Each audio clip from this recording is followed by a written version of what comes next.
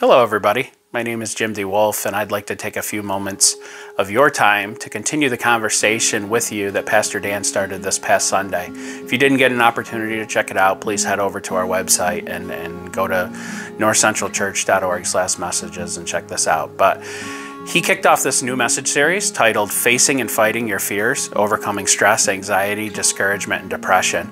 And this is a topic that really hits home with me because I struggled with this a lot in my life. I've always been pinned down or held back by, a lack of confidence, I think, in myself, a lack of confidence in my own abilities, and a fear of failure because of my own inadequacy. And these feelings have not only held me back in life, but they've also led me down, I think, some different paths of trying to cope with the paralyzing effects of that.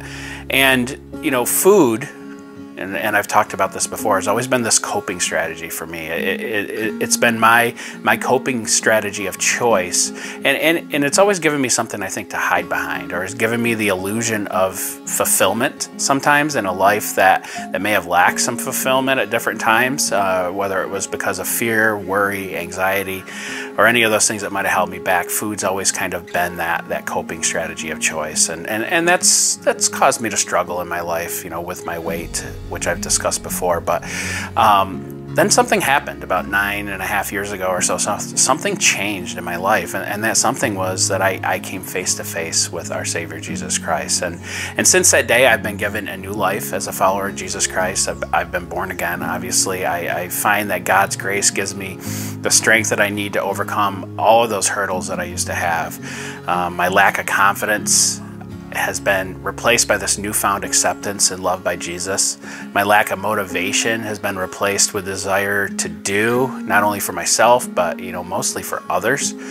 My depression and fear of what's to come has been replaced by this joy in my relationship with God, a desire to live life to the fullest with my wife and my family, and this excitement, I think, for the future and the hope that we have. And I find that instead of complaining about a lot of things in my life, that I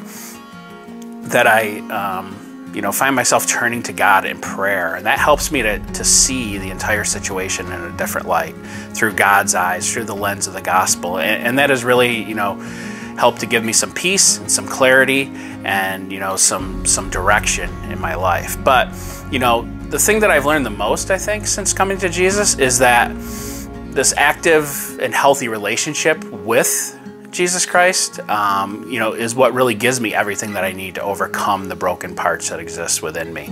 And, those broken parts are always going to exist, and that's just part of our fall and the fallen world. But, my relationship with Jesus and an active prayer life gives me everything that I need to win these battles that take place within me each and every day.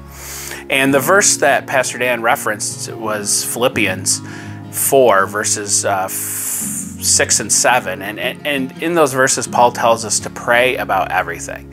He then instructs us how to pray. And then he says that doing this gives us peace that will guard our hearts and minds. Not fix our hearts and minds, but guard our hearts and minds. And what Paul is saying is that prayer is what we need each and every day to be prepared to go into battle against this broken world. Prayer protects us. It helps us guard ourselves against the traps that Satan uses to enslave us. And, it really helps free us from anxiety, worry, and fear. But it's a battle that we have to face every day.